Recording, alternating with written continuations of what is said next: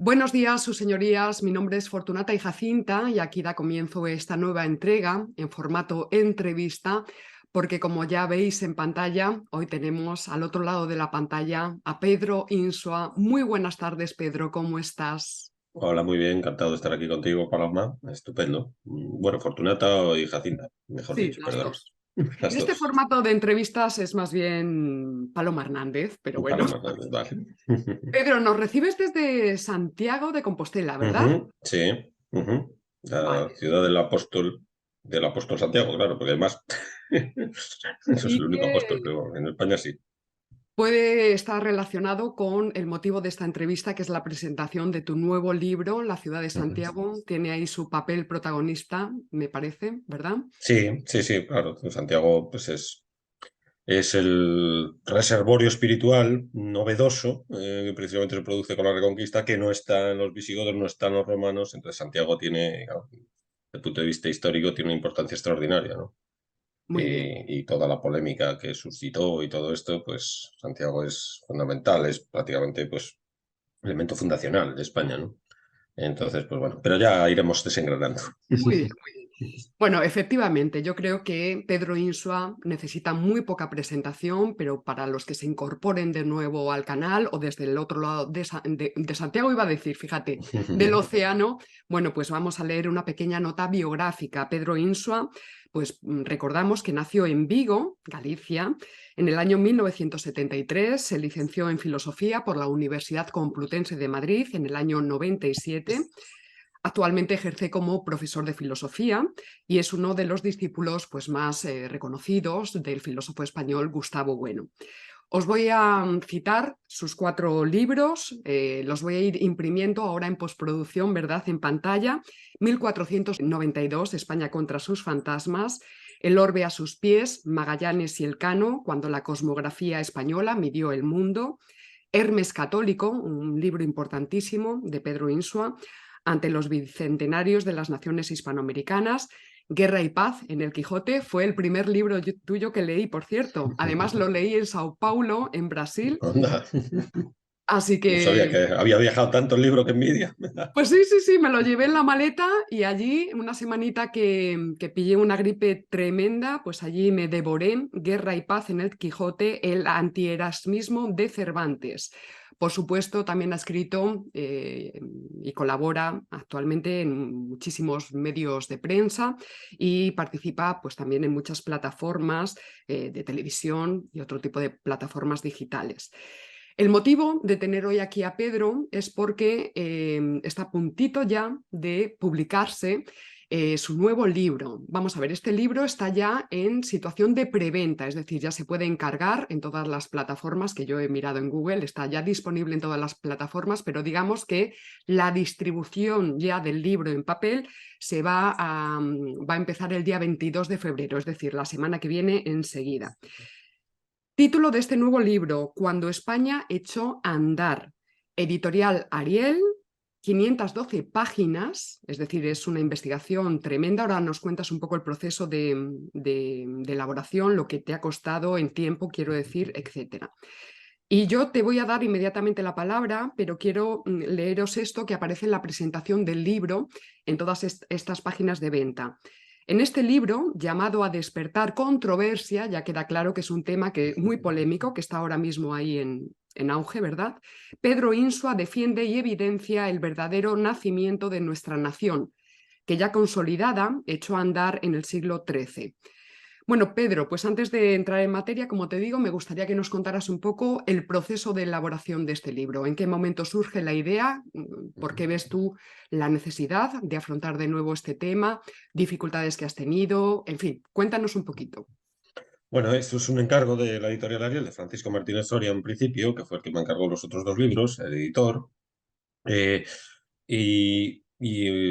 con motivo del bicentenario, bicentenario, no, del 800 aniversario, no, del octavo centenario del nacimiento en 1221, noviembre de 1221, de Alfonso X el Sabio. Y después también 800 aniversario coincide con el 800 aniversario de la fundación de la catedral actual de Burgos, la catedral gótica de Burgos. en verano de ese mismo año, de 1221. Entonces, el libro estaba pensado, bueno, se pidió en 2020 para que en el 2021 saliera como celebración, o sea, decirlo así, homenaje, conmemoración del 800 aniversario de estos dos instituciones, vamos a llamarlas así, o sea, la monarquía de Alfonso X y, claro, es una civil y otra eclesiástica, ¿no? Los dos poderes, digamos ahí, más o menos, el poder civil y el poder eclesiástico representados, en fin, eso da juego, ¿no? Da juego que trato de dar en el libro también, por supuesto. Entonces, pero claro, un año pues me fue imposible. Vamos, a lo mejor hay gente que lo hubiera conseguido, yo desde luego no. Entonces, a mí me llevó tres años. Entonces, pues claro, pues, se pasó el centenario, en Ariel tuvieron bastante paciencia conmigo.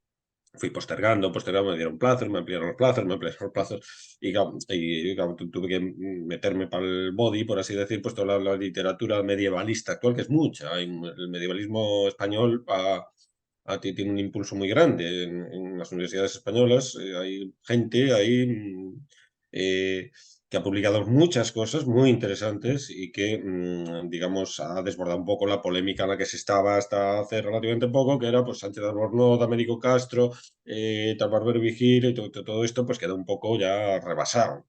Hablar de rebasamiento en historia es muy problemático, en cualquier caso, porque el problema sigue estando ahí, o el tipo de problemas siguen siendo los mismos.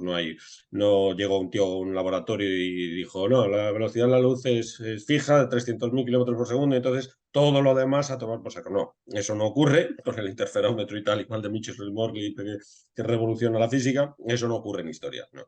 Entonces no hay una última investigación, un tío con una bata blanca que dice, no, esto es así y punto, no.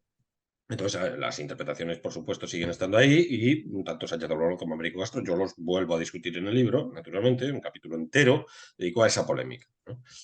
Entonces, bueno, la idea básica del libro es que la idea que desde el principio se planteó así, a poco que empecé a tantear el asunto, era aprovechar la conmemoración y yo no sabía qué consecuencias podría tener esa conmemoración. O sea, yo en principio era aprovechar la conmemoración, fue lo que me propuso la editorial, ¿no? Pero yo entendí, según iba leyendo, que aquello podía tener mucho más profundidad de una mera conmemoración, bueno, que ya es bastante, pero que tenía más profundidad porque entendía que precisamente el origen de España como nación, y claro, y como nación ya el concepto de nación, pues un concepto no es un concepto unívoco, entonces pues una de las cosas en las que yo me baso naturalmente, pues un análisis que hace bueno del concepto de nación, de la idea de nación mejor dicho, y entonces todo su desglose. Entonces yo en uno de los capítulos pues reexpongo la distinción en los tres sentidos de nación que hace bueno, y entonces estoy hablando de la nación envolvente, lo que Bueno llama nación envolvente, ¿no? Frente a, a la nación política, que ya sería, que son más o menos no es discutible, o bueno, quiero decir que pues, si pones en cuestión esta idea de nación que ofrece Bueno, pues por supuesto puedes poner en cuestión cualquier cosa. Y me parece muy bien, pero claro, que esta concepción pues, está muy discutida por parte de Bueno, está muy contrastada en los textos, entonces, bueno, y entonces la nación política, pues a partir de 1808-1812, eso no es muy controvertido el asunto y prácticamente todo el mundo puede llegar a reconocer esto, pero la nación, sentido envolvente, histórico, si se quiere, ¿cuándo surge? Ahí ya la cosa sí que es muy polémica, ¿no? Y sobre todo la polémica aparece cuando la nación española es negada en la Edad Media, la negación medieval de España. Digamos. Esto es un poco a lo que yo respondo básicamente, ¿no? Es decir, aquí se trata de que el concepto de nación, concepto de España en la Edad Media, por utilizar el título del libro de Maraval, un libro muy afín en muchas de sus posiciones a España frente a Europa de Bueno, pues claro, ofrece pues muchísimas referencias acerca de esa idea de España está ahí, o sea, el nombre, el término España está ahí. Entonces, ¿qué pinta? ¿Qué significa? ¿Qué significa? O es que resulta que no significa nada. O sea, estos gentes del siglo XIII, el siglo XII utilizaban el nombre de España y eran flatus vocis. Vienen ahora desde el siglo XXI a decir, no, no, eso en realidad no significaba nada. O significaba no se sabe qué. Entonces, claro, pues ahí se trata de investigar exactamente, intentar, digamos, darle formato a ese significado, ¿no? ¿Qué significa cuando están utilizando España? ¿Qué significa? Y España, no Hispania, ni España. España ya porque resulta que ese nombre, precisamente, y el nombre de español gentilicio, ahí a partir de las tesis de Aevischer, nunca sé cómo se pronuncia este nombre, yo digo como me parece, es un suizo, un romanista suizo, Aevischer, no sé cómo se pronuncia, que sostiene la idea, que después la PESA confirma y tal, de que la palabra español es el único gentilicio en español que termina en ol. Procede del provenzal, es un provenzalismo, como existen otros, por ejemplo, juglar, es un provenzalismo, y no se remonta más allá, más atrás del siglo XIII, según Visser. Claro, esta tesis viene muy bien, porque claro, es la referencia al grupo social, al gentilicio es pues la gens, es la nación, precisamente en ese sentido envolvente además, ¿no? Entonces, claro, la filología ahí viene, pues, es bastante decisiva, ¿no? Esto lo utiliza Maraval, lo utiliza Américo Castro, por supuesto, frente a Sánchez Ronoz, etcétera, ¿no? Entonces, la PESA dice que, bueno, que la registró en el siglo XII, pero más para atrás ya no se puede. Siglo XII como mucho. Entonces, bueno, con esos elementos, digamos, más o menos, y después alguna lectura más, pues yo fui barajando la idea de que efectivamente pues España, como nación envolvente, no puede ir más allá del siglo XIII. Entonces, digamos, aquí siguiendo, yo creo, en rigor, pues tesis marxista, vamos a decirlo así, de es el ser social el que hace la conciencia y no la conciencia el que hace el ser social. Es decir, por mucho que los protagonistas de esta aventura histórica pensasen que estaban restaurando el reino godo y tal igual, no estaban restaurando el reino godo. No hay una restauración del reino godo. Entonces, la reconquista no es una reconquista. Entonces, la propia acción está criticando la propia idea. Entonces, esto es lo bonito, creo yo, lo interesante dialécticamente hablando. Es decir, ¿y cuál es la unidad que está detrás, que está desbordando constantemente esas fronteras y cuando llegan al límite que se supone ya está restaurado el, el reino de Rodrigo, se supone ya está restaurado, claro, llegan al límite y ya está restaurado. ¿Por qué tienen que seguir? ¿Qué es lo que les impulsa a seguir? Porque no están restaurando el reino de Rodrigo. Este es el tema. El señorío de Rodrigo no lo están restaurando. Lo están restaurando ideológicamente, pero realmente, institucionalmente, realmente, desde el punto de vista del ser social, por decirlo en términos marxistas, pues no están restaurando el reino de Rodrigo, están haciendo otra cosa que está siendo crítica, esa idea de imperio, y la clave está en imperio, como dijo Gustavo Bueno, yo ahí los términos de bueno, totalmente, absolutamente.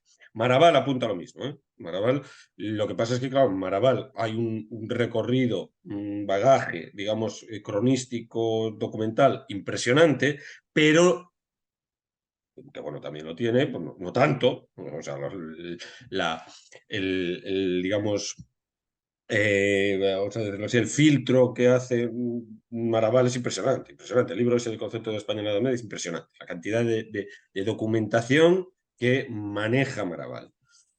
No la maneja bueno. Nada, por supuesto, por otro lado, tampoco lo necesita. Lo que no existe en Maraval es una idea de imperio, que es la que ofrece, bueno, una idea de imperio que es capaz de organizar todo aquello y con una precisión. Y una idea de imperio que se parece a la de Maraval, o sea, Maraval se parece a la de Bueno, más bien. Pero digamos, la de Maraval queda incluida en la de Bueno. Y Bueno, digamos, toca otros aspectos y otras concepciones de la idea de imperio, digamos, otros sesgos de la idea de imperio que en Maraval no aparece, ¿no? Entonces es más unívoca, digamos, la idea de Maraval, de imperio de Maraval. Bueno, aparece en toda su complejidad, contrastando con otras cosas y demás, con otros imperios, etc. Entonces, obviamente la idea de imperio no se agota en el Estado. Esto es fundamental. Esto es la idea fundamental. El imperio no es un Estado, sino que es una coordinación de Estados en función de determinadas ideas. Entonces, el Estado no agota la noción de imperio. Y entonces, claro, aquí lo fundamental para establecer por qué el siglo XIII es que en el siglo XIII, digamos, ese empuje reconquistador, vamos a de momento conceder el término reconquistador, es decir, recobrar aquello que se había perdido para el cristianismo. Sí. Entonces eso está ahí, por supuesto, y entonces pues, se le llama los cristianos, no se llama españoles, se llama cristianos. Y los hispani, digamos, son los cristianos que están reconquistando. Entonces, la idea fundamental del libro es que España se hace en ese crisol que representa la frontera, es un país de frontera. Pero una frontera que tiene que ser desbordada, que se desborda, de hecho. Entonces, de tal manera que sin frontera con el Islam no hay España. No se puede hablar de España sin frontera con el Islam. No se puede hablar de España. Entonces, es la monarquía, en principio asturiana, que tiene la iniciativa, se impone por razones estratégicas, por razones de todo tipo, de la organización social que aparece allí, que sea de origen más o menos godo o que tenga componentes indígenas, como la tesis de joder, ¿cómo se llaman estos dos? Claro, no me sale el nombre, lo he dicho antes, la idea social de reconquista de Vigil y, bueno, el otro, no me sale ahora el nombre. Entonces, sea por condiciones indígenas, o sea, como quiere Vesga Marroquín, por ejemplo, que desde un principio está alimentado por el goticismo, la ideología que baraja esa monarquía asturiana, que se origina con Pelayo, desde Covadonga, pues sea con un componente más o menos indígena o no tanto, el caso es que esa monarquía es capaz de convocar a esas naciones periféricas que se van configurando a partir de ahí, es decir, la monarquía la que define esas naciones porque el constructo político que va surgiendo está definido por la monarquía, que es la que es capaz, monarquía del reino de Asturias, que es la que es capaz de convocar a esas poblaciones que se le rebelan de vez en cuando y tal, vascos y gallegos en principio, o sea, primeros astures y cántabros, y entonces el duque de Cantabria, tal, descendiente de todo este problema de la descendencia y tal y cual. Esa monarquía es muy inestable al principio, la sucesión es problemática, ni siquiera se llama rey a Pelayo, se le llama Princeps, no se le llama Rex. Entonces, bueno, se van configurando y es capaz de llevar a esas poblaciones a la frontera para combatir con el Islam. Y poblar esa frontera, llenar esa frontera de gente, claro. Y la dialéctica consiste en sacar gente de terreno que ya está pacificado y llevarlo a una tierra hostil. Y para llevar a la tierra hostil, que tienes enfrente el enemigo, pues tienes que darle algo. Fueros, las libertades, las franquicias, lo que sea. Entonces, ahí se va en esa repoblación de esas fronteras que cada una tiene su configuración diferente en función de lo que había sido previamente, por supuesto. No estamos hablando de una res nullius, ni una tierra de nadie, ni una nada previa, ex nihilo, no. Previamente había estado configurado por Roma y después por el reino visigodo. Entonces, con esas bases, pero lo que se reconfigura con esas materias, la forma es otra, no es Roma. Claro, esto, el retirar el reino godo como perteneciente a la historia de España, a determinada corriente ideológica le resulta insoportable. Porque, claro, de la lista de los reyes godos se la quitas de la historia de España, por ejemplo, ¿no? Entonces, eso no es fácil de asumir. Entonces, ahí en esa frontera es donde se va convocando a instancias de la monarquía, se va convocando pues las distintas gentes que están poblando alrededor y los lleva a la monarquía y se mezclan y se convierten en españoles. Precisamente, se van convirtiendo. Claro, no desde el principio, es una dialéctica. Entonces, España, hasta que se consuma, y eso se consuma cuando llegan de mar a mar, con Fernando III, de mar a mar, como dicen los juglares y tal, de mar a mar, es del mar de Santander al mar de Cáliz, que le llaman y tal. Entonces, de mar a mar, cuando llegan de mar a mar, ahí digamos, se consuma el proyecto neogoticista, efectivamente, de restaurar, de recuperar el señorío de Rodrigo, pero la cosa no termina ahí. Ese es el tema. Sino que empieza propiamente, esta es la tesis, que empieza España ahí. Ahí empieza España. No termina, sino empieza. Porque si se agotase ahí sería la restauración del reino godo, efectivamente. Pero es que no. Entonces, aquí está la clave, el testamento de Fernando III para Alfonso X. Y la reinterpretación que se hace en un libro que es impresionante como documento histórico, que es el Setenario de Alfonso X. Setenario de Alfonso X, un libro que no es muy conocido y es un documento medieval importantísimo porque ahí está, digamos, dibujado lo que es todo el programa político de Fernando III y Alfonso X, ¿no? Entonces, que rectifica además Alfonso X al de Fernando III, por otro lado. Y después la carta que Alfonso X da a su hijo Fernando de la Cerda, sí, de Alfonso X a Fernando de la Cerda, una carta, es otro documento histórico fundamental para ver esto, cómo trata las vueltas de la nobleza y toda la geoestrategia geopolítica de Alfonso X. Entonces ahí, cuando llegan al límite, se tiene lugar el cierre peninsular y entonces se ve desbordado. Tienen que ir al otro lado. Tienen que ir al otro lado. Este es el mensaje del testamento de Fernando III. Tienen que ir al otro lado. Pero claro, para ir al otro lado ya no se justifica o no se puede justificar con el reino de Rodrigo. El reino de Rodrigo empieza a ser conquistado por los musulmanes a partir de Guadalete para arriba. Pero una vez que desborda, ya no está justificado la recuperación del señorío de Rodrigo si vas al otro lado. Entonces, ¿qué justificación tienes que buscar? ¿Dónde la encuentra Alfonso X? El imperio. El fecho del imperio, que era lo que estaba detrás. Realmente el imperio romano. El imperio romano. Entonces tiene que traer a ese hecho de ir al otro lado, le llaman fecho del Allende. El fecho de España es el señorío de Rodrigo recuperado. Es el fecho de España, la llaman así, fecho de España. Más España, con sus dos Ns. España. Fecho de España, sí, literalmente. No dicen el fecho de Castilla ni el fecho de España. El fecho de España, una vez saturado, digamos, una vez restaurado el señorío de Rodrigo, pero es que el proyecto no es el señorío de Rodrigo, este es el tema, sino que es desbordarlo. Y entonces tienen que ir al fecho del Allende.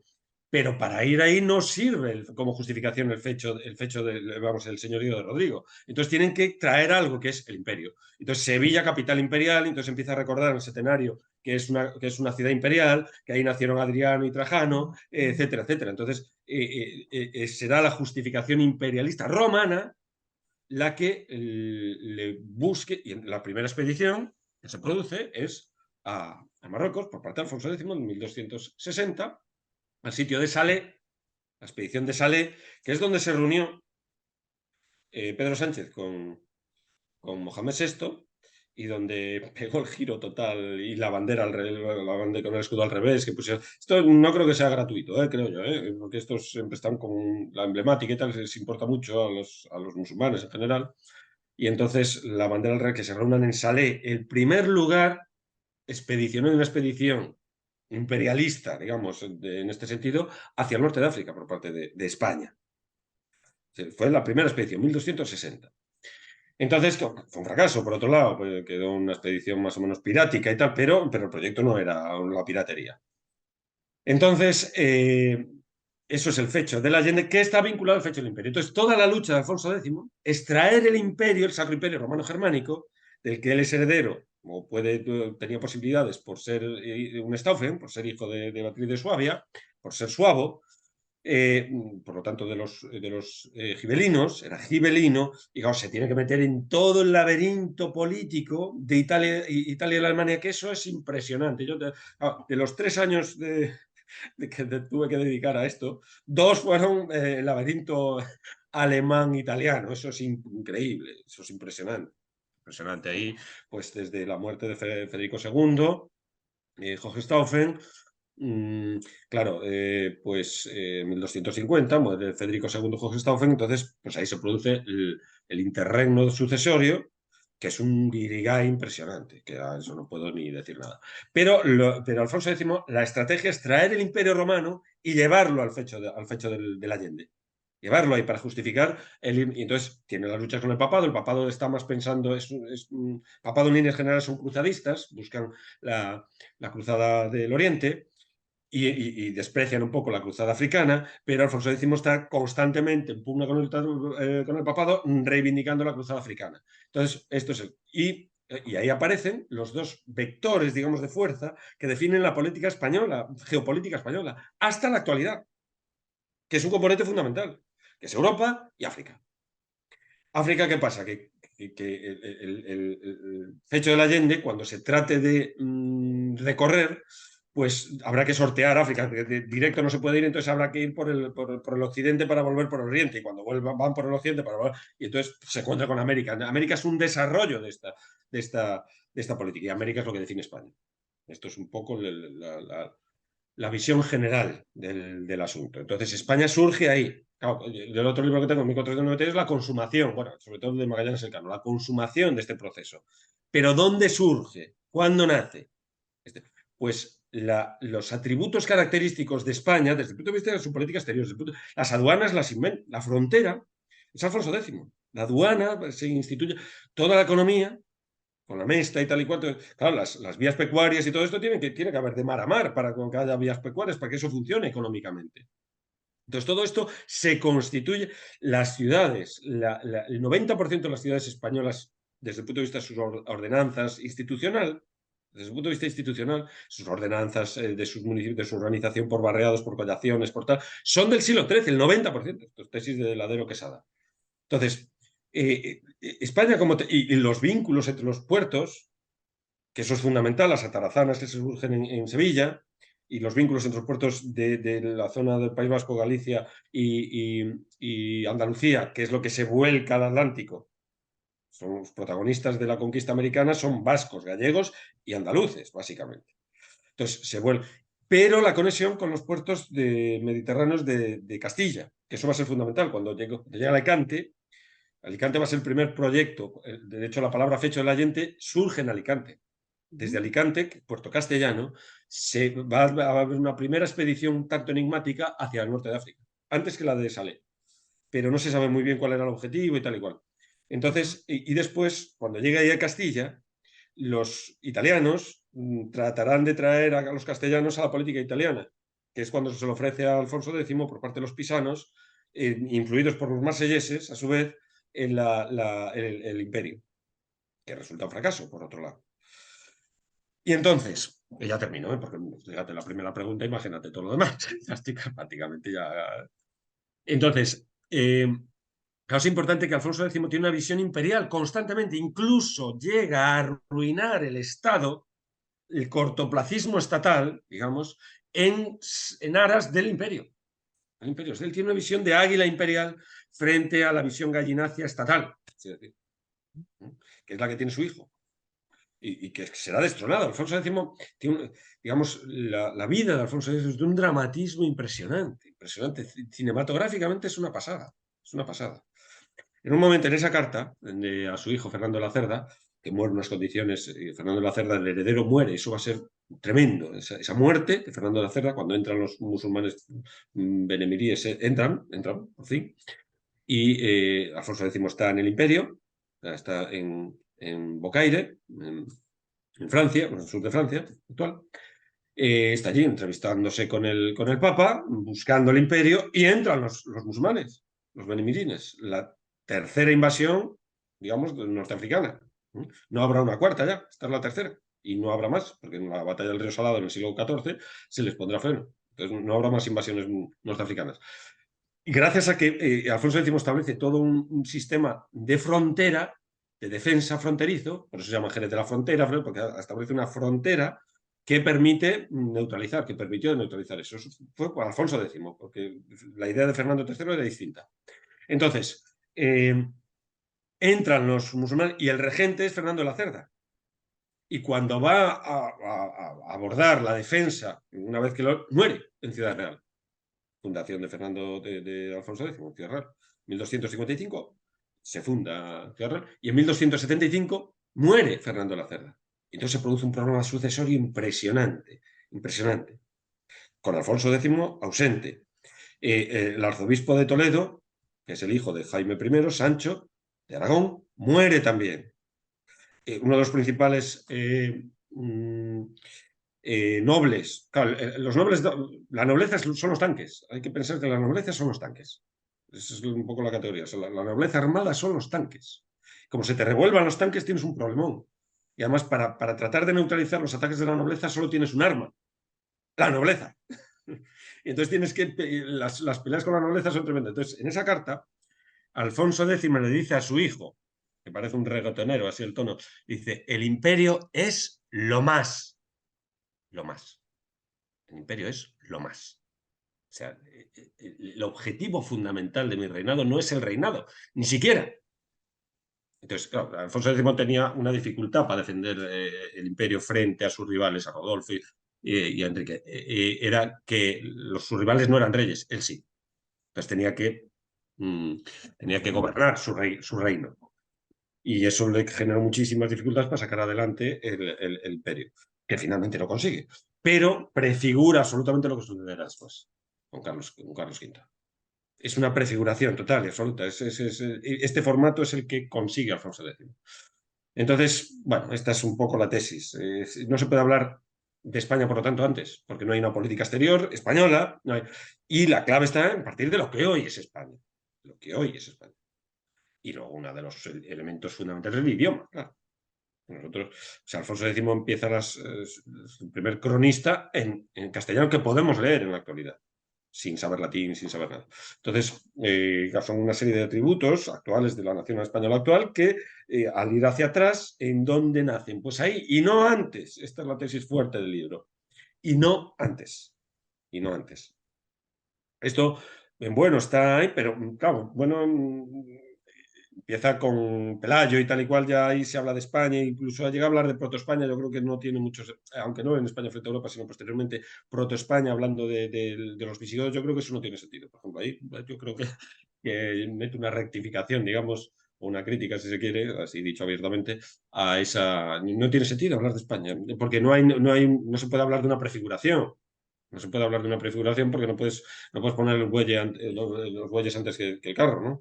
Entonces, o sea, todo esto pudo desaparecer antes, no hay nada necesario que este proceso se llevase a cabo. Pero una vez que ya está España, partimos de la idea actual de España, de la realidad actual de España, pues sus atributos característicos, el español como lengua común, en el siglo XIII se produce.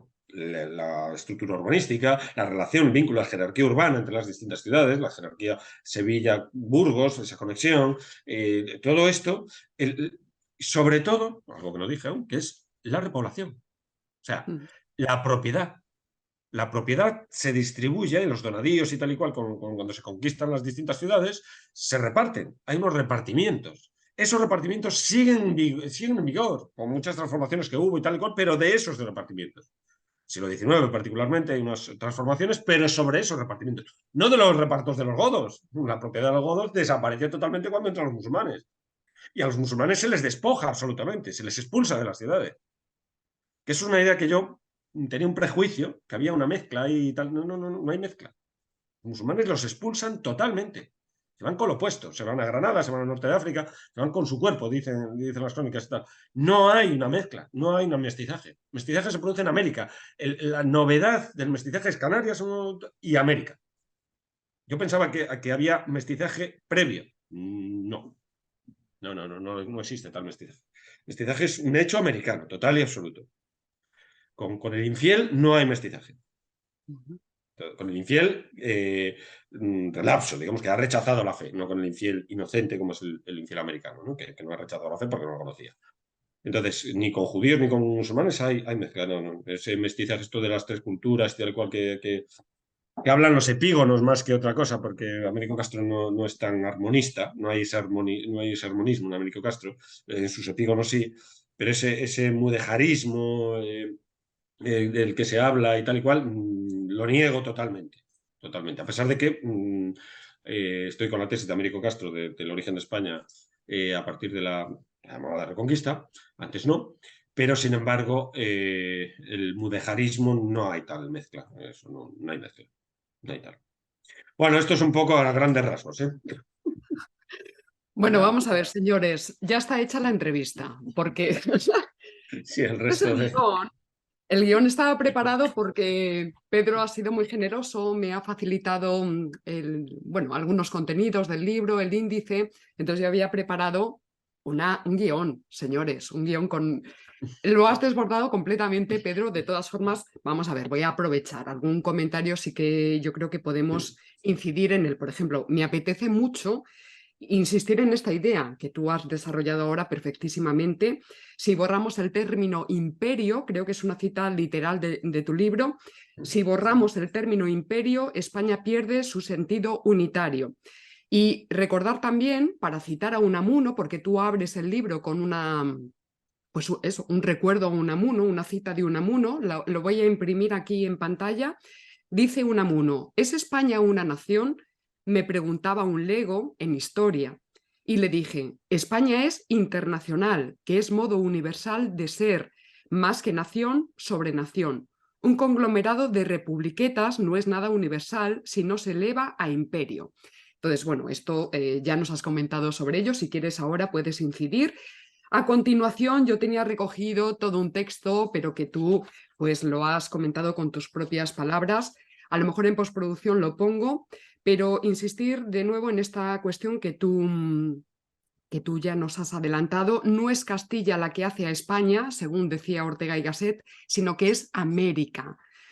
América, esta será la tesis de Unamuno, es la que tú también recoges de alguna manera. ¿Qué más cosas? Pedro, yo creo que podríamos irnos ya a algunas de las cuestiones de polémica de la actualidad, del presente, ¿verdad? Que es, por ejemplo, tú también lo adviertes en toda la introducción del libro. Por cierto, claro, yo no he podido leer el libro, pero sí que he visto en el índice que hay todo un epílogo dedicado a Alfonso X que recoge una cronología de su política, de su reinado. Entonces, no me ha dado tiempo a acceder, pero sí que se va simplemente gráficamente viendo el libro así, ojeándolo, ya se está viendo la importancia que tú le estás dando en tu tesis a la figura de Alfonso X el Sabio. Lo que te quería comentar es esto, lo que tú en la introducción ya adviertes, es una de tus grandes labores de beligerancia en redes sociales, lo sabemos todos, cómo estás constantemente poniendo el dedo en la labor de zapa tremenda que están haciendo los nacionalismos fragmentarios en España, cómo se han infiltrado hasta el hueso en todas las instituciones políticas, culturales, sociales, artísticas, españolas, en fin, y aquí es donde voy. Ellos entienden a España como una carcasa. Tú utilizas esta palabra, una carcasa artificial, un artificio, entonces España es el Estado que podríamos retirar, porque cuando se retire esa estructura artificial, pues ya podrían emerger, ¿verdad?, en plenitud todos esos pueblos ahogados por la opresora España. Si quieres puedes comentarnos algo en referencia a esto. Yo tenía recogido aquí lo de Villacañas, que publicaba ayer en Twitter. Acaba de publicar un libro que dice: Érase una vez España, el mal radical de la españolez. Vamos a ver qué es eso de la españolez. Y dice: amigas y amigos, os presento la portada y el índice de mi nuevo trabajo sobre la formación, pero atención, no dice de España, dice sobre la formación del Estado llamado España. Hasta ese momento, Hispania había sido una tierra común y no una estructura de poder. Y dice: con todo el amor a las personas que lo sufrieron, pues les dedica todo este libro. Claro, claro. Bueno, pues si quieres No hacer lo había algún visto eso. comentario en esta línea. Sí, sí, sí. Madre mía. El Estado español. A ver, de lo que dijiste al principio, habías hablado del imperio como el salvaguarda unitaria, digamos, la idea de unidad, ¿de dónde viene? Claro. Y vamos a ver, en el medievo efectivamente hay varios reinos. Entonces, ¿de dónde sale la unidad? Si hay una pluralidad de reinos, ¿dónde sale la unidad? Esta es la discusión, ¿no? ¿Cómo? ¿De dónde brota la unidad si hay una pluralidad de reinos? Entonces, ¿por qué hablar de España como unidad? Esta es más allá de lo que es la unidad geográfica peninsular, pero eso, claro, no es un estado, es una unidad geográfica. Entonces eso no nos salvaguarda la unidad política, digamos, eso salvaguarda la unidad, la geografía que puede ser, además de verse desbordada, de hecho se desborda por el Reino de Aragón, ¿no? Pues la Narbona y toda esa zona, bueno, de hecho Jaime I nace en Narbona, aquí en Francia, que está más allá de la península, o sea, más al norte de la península ibérica, ¿no? Entonces, geográficamente no es el terreno, digamos, es inconmensurable, ¿no? Que diríamos, entre geografía, política e historia hay inconmensurabilidades. Entonces, es decir, un Estado no se tiene por qué ceñir a una península, por muy península que sea. De hecho, en nuestra península hay 3 estados, incluso 4 si consideramos Andorra algo, desde el punto de vista de la historia universal. Entonces, digo, pues Gibraltar, que es el tercer estado, ¿no?, que está ahí. Sí, sí. Entonces, y Turquía, pues hay una parte europea, etcétera, etcétera. O sea, no tiene sentido hablar de nuestro estatuto. Alaska, hay que pinta, entonces, etcétera. Entonces, ¿De dónde viene la unidad? Esta es un poco yo todo eso lo desgrano. Entonces, hay dos posturas. Yo cuando critico precisamente las posiciones de Sánchez Albornoz y de Américo Castro. Saco otra vez, digamos, esa polémica, ¿no? Tal como ha sido revisitada últimamente por Resgas Marroquín, por algunos autores, ¿no? Carlos de Ayala, etcétera, etcétera.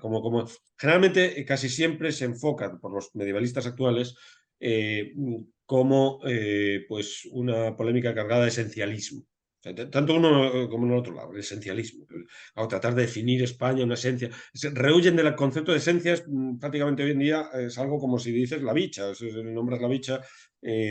O sea, la esencia es algo a extinguir, es una cosa pues, propia de la metafísica, del espíritu metafísico, por decirlo con Comte, ¿no? Ya completamente rebasado por el espíritu positivo, según estos historiadores, cosa muy completamente, vamos, gratuita, que la palabra esencia no tenga sentido. Yo creo que lo tiene, y entonces, y se puede hablar de esencia española, pero hay que matizar, concebir ese modo de entender la esencia. Bueno, el caso es que casi siempre se pone el marchamo de esencialismo y entonces, ¡pum!, se rehuye al debate y no se analiza.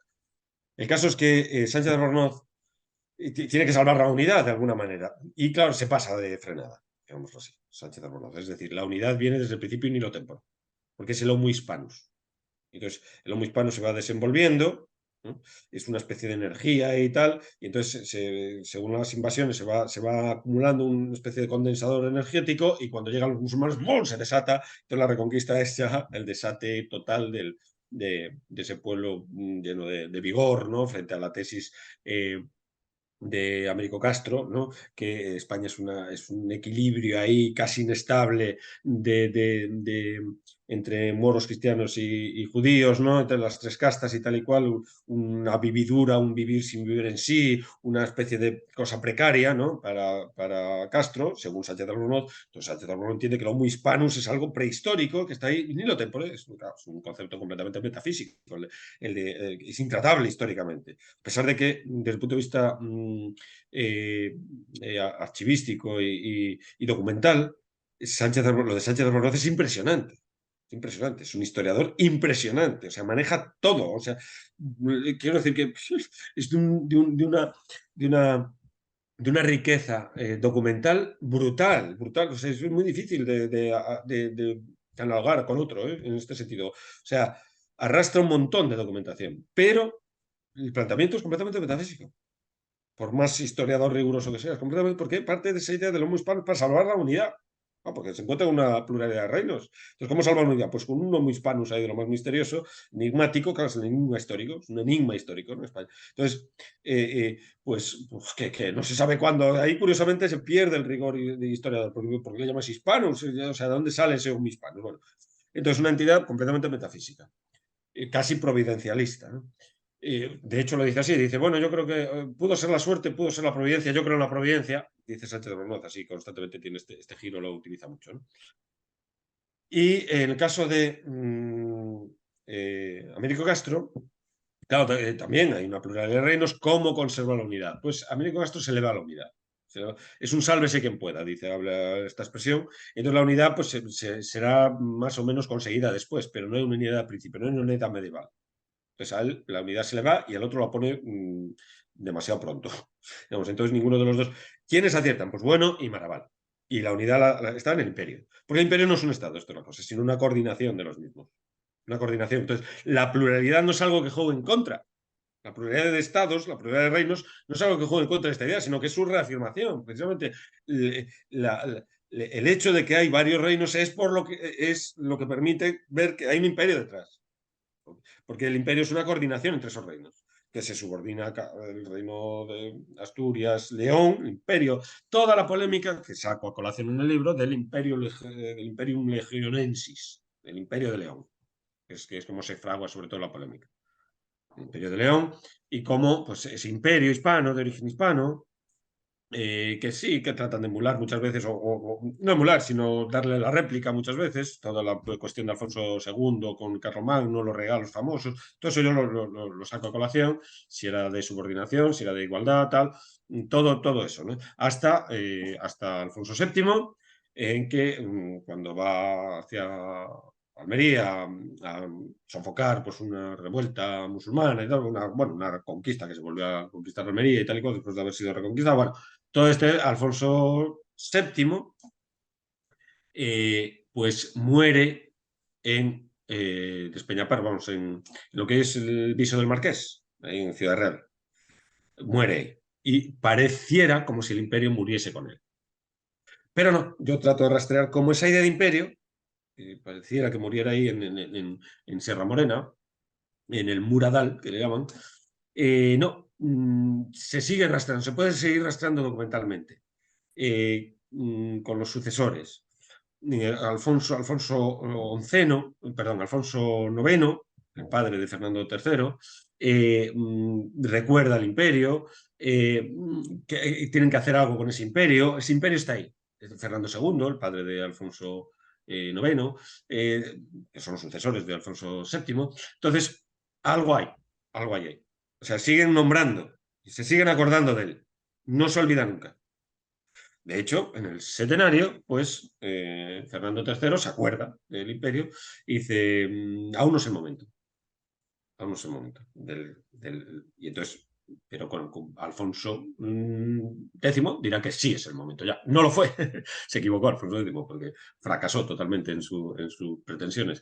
Pero ese fracaso, como decía en la película de Alejandro Magno de Oliver Stone, ¿no? Ese fracaso se elevó por encima del éxito de los demás, hasta el punto de que después prefiguró absolutamente lo que es el siglo XVI español. Entonces, ese imperio hispano, que suscita muchísima polémica, sigue suscitándolo. Hoy en día se ha renovado ese asunto, hay estudios muy precisos de las veces que se nombra la palabra imperio en la diplomatura de los reyes, y todos unos estudios estadísticos y tal y cual, cuántas veces se nombra, en qué sentido, tal cual. Y aún así, con esos estudios tan minuciosos y tan precisos, la polémica sigue abierta. Sigue abierta, ¿no? Por mucho que se cuenta y las veces que aparecen, pues se interpreta, algunos lo interpretan, como dice, bueno, ¿no? Digamos, el imperio ahí tiene un sentido, no tiene sentido jurídico para algunos, ¿no? Entonces de baja intensidad, es un concepto de baja intensidad, y para otros es de alta intensidad, para buenos será de mucha intensidad porque es lo que da razón de la unidad, nada menos, ¿no? Entonces tenemos dos posturas muy enfrentadas completamente. Aquellos que entienden que el imperio es pura propaganda realista de las monarquías para venderse, pero es un flatus vocis prácticamente, es agitprop, no tiene un sentido jurídico ni profundidad histórica. Fernández Conde, por ejemplo, hoy en día lo defiende esto, etc. Y aquellos, como Maravalo, propio Bono, que entienden que es lo que ofrece la unidad a España. Entonces es fundamental, ¿no? El concepto de imperio. Entonces yo me muevo, por supuesto, por esa línea caliente, que diría, bueno, no la línea fría, sino la línea caliente del imperio como aquello que permite hablar de la unidad, y por muchos motivos que doy en el libro. Un capítulo entero lo dedico al imperio legionensis y su desarrollo y tal, ¿no? Otro capítulo distinto. Entonces, eso es fundamental, la discusión sobre la unidad, cómo se conserva la unidad y de dónde sale la unidad, porque ahí es donde se la juega España con respecto, desde el punto de vista historiográfico, al menos, con el separatismo actual, ¿no? Que tampoco tiene por qué, es decir, una pluralidad de reinos tampoco justificaría, de hecho no coinciden las fronteras ni nada de nada, no justificaría una fragmentación actual, ni el separatismo actual, no lo justifica, para nada. Pero ellos quieren justificarlo ahí con esa pluralidad de reinos, pero es que tampoco. Entonces, hay que negarle hasta eso. Y entonces, bueno, la España, pues está en la Edad Media. Esta es la tesis fundamental del libro, es que España está en la Edad Media, que no nos la pueden quitar de la Edad Media, que está ahí. Entonces, que no, que está. Que no es una cosa que aparezca en el siglo XVI, un constructo que aparezca en el siglo XIX. No, España está en la Edad Media y la historiografía, la documentación, etcétera, justifica esto y no lo otro. Y no lo otro. Entonces, aparece España ahí, aparece España. ¿Qué significa? Nada. Entonces, cuando dice Alfonso X nada, o cuando en el siglo XIV se funda el Colegio de los Españoles por Gil de Albornoz en Bolonia, no significa nada el Colegio de los Españoles. En que estaban aragoneses y tal, ese colegio iban aragoneses, iban no significa nada. O sea, no sabían de lo que estaban hablando. Resulta que ahora vienen aquí en el siglo XXI y dicen, no, aquí es que no tenéis ni puta idea esta gente. Le llamó Colegio de los Españoles, pues llamarle de alguna manera, porque adornado. ¿Por qué le llaman los Colegios de los Españoles y saben que ahí pues, estudian españoles? Es una cosa tan ridícula, tan absurda, que, bueno, pues es este posmodernismo, ¿no? Tan brutal que hace que arrase con todo, ¿no? O sea, que es una especie de barbarie, realmente. Todo es interpretable, todo es terrible. ¿No? Bueno, pues efectivamente de esta 512 páginas habíamos dicho, yo he calculado que restando la introducción en el que tratas pues, temas más diversos y el epílogo, son 400 páginas de media en las que estás desarrollando esa fundamentación histórico-filosófica de esta tesis que nos estás planteando, que España existe ya en la Edad Media, toda esta idea de imperio. Insistimos, lo volvemos a poner en pantalla cuando España echó a andar Editorial Ariel, empieza a distribuirse, ya se puede comprar en preventa en todas las plataformas de Internet, pero empieza a distribuirse en papel la semana que viene, el día 22 de febrero. Pedro, llevamos ya una hora. Yo creo que tú solo pues has hecho el recorrido que yo tenía más o menos aquí esbozado. Un fala barato, que se dice aquí en mi tierra. Fala barato. Que habla mucho y barato. Imagínate lo que quiere No, decir no, barato, es no. barato. Y estupendo porque, mira, yo escuchándote, yo creo que tengo cada vez más ganas de que me llegue ya tu libro. Pero bueno, por cerrar, bueno, pues de nuevo el problema de España que decía Gustavo, bueno, el problema con mayúsculas, no los problemas de la política menuda, sino el problema de España como el problema de su fractura, que es lo que está ahora mismo planteado con el desafío de los nacionalismos, temas que están muy involucrados con estas cuestiones que tú trabajas en el libro y por eso también la polémica está servida. Entonces yo creo, Pedro, por un lado, primero, cuando ya tengamos el libro en nuestras manos y quizá para abordar pues, de forma más detallada esas polémicas que pueden surgir, pues yo te invito a que nos vuelvas a acompañar, eso en primer lugar. Para tratar, como te digo, pues algún aspecto fundamental en el punto en el que surja alguna de estas polémicas, que son bienvenidas aquí. Pedro, tú tienes mucha relación con el ámbito de la enseñanza y yo querría cerrar quizá con esta última pregunta, recordando una frase que utilizas tú mucho. La utilizas mucho, la voy a leer literal. Hasta que no esté todo perdido, nada está perdido. ¿Cómo ves en relación a todas estas amenazas formales contra la nación española del presente ahora mismo? ¿Cómo ves la situación en el mundo de la enseñanza, en otros ámbitos de la vida social y política, si quieres? ¿Qué podemos hacer aparte de leer libros como el tuyo? En fin, un comentario como cierre de la entrevista. ¿Qué nos puedes decir? Pues sí, esa frase es de Trotsky, hablando de la revolución y tal. Entonces, pues, bueno, algo sabía Trotsky de revoluciones, ¿no? A lo mejor más de lo que él pretendía, pero bueno, un hombre bastante subidito.